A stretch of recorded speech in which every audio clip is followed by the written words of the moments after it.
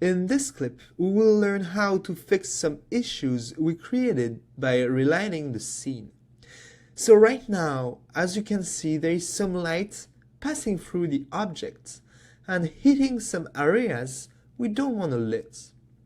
So we could come over inside the light properties under the shadows tab and enable the cast shadows. And with playing with the BS here, we'll be able maybe to kind of remove some of these areas we don't want to lit. But the problem here is that we are going to create some shadowing artifacts. And this is because I will say maybe our geometry is not smooth enough or too complex for Nuke. As well, this option will make the render way slower. So maybe I will prefer another technique. So instead of doing that, I will untick the cast shadows and I will draw a roto to remove all the parts I don't want to be in the light. So you may think, oh, a roto is a lot of work. The shot is moving, we will need to animate our roto, it will take a lot of time. But actually no, we have the 3D mesh of our character here. So we will be able to project our roto onto the model and it will make the process really easy. So I will simply create a new roto node with the O key and I will maximize with the spacebar my viewer to see clearly what I'm doing.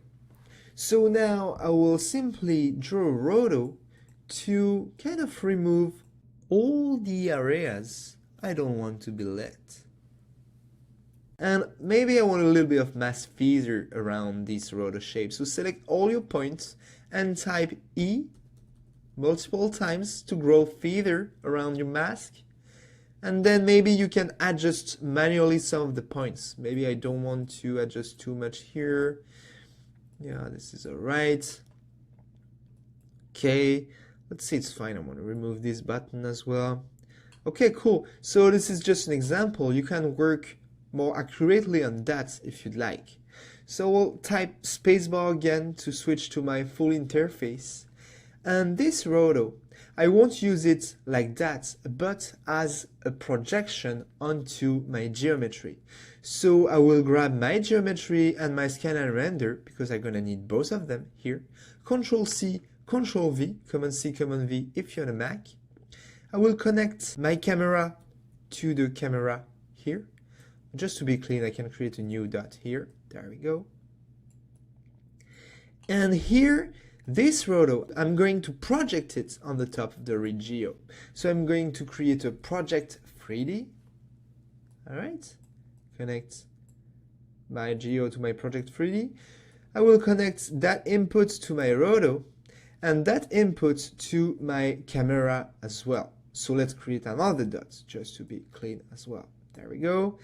And I need to hold that camera for the projection 3D as we did for any other cameras for project 3Ds. So I will simply create a frame hold node and all that node at frame 72 because this is the frame we're working on right now. Okay, cool. So if I'm looking at this output here, I see nothing, but because we are just with the roto affecting the alpha right now, so if I'm pressing on the A key, I can see my alpha right here. So I'll close all these properties to see it clearly. And so the cool thing here, if I'm moving, my roto is moving as well because it's projected onto the geometry.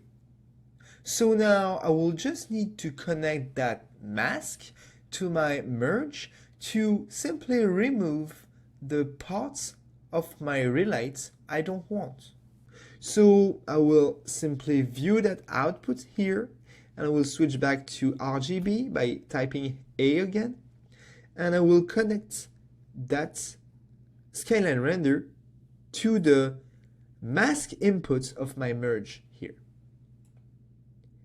And right now I'm doing the opposite, so I will need to invert that mask. So we'll hit tabulation and look for that node named invert. and that will invert the alpha of my mask.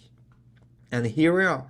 Now I'm keeping the relighting here and I'm masking the one I don't want.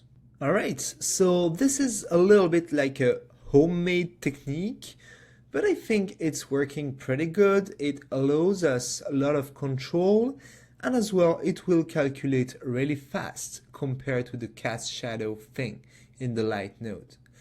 So this is it for this clip. I'll meet you in the next one to add some particles to our shot.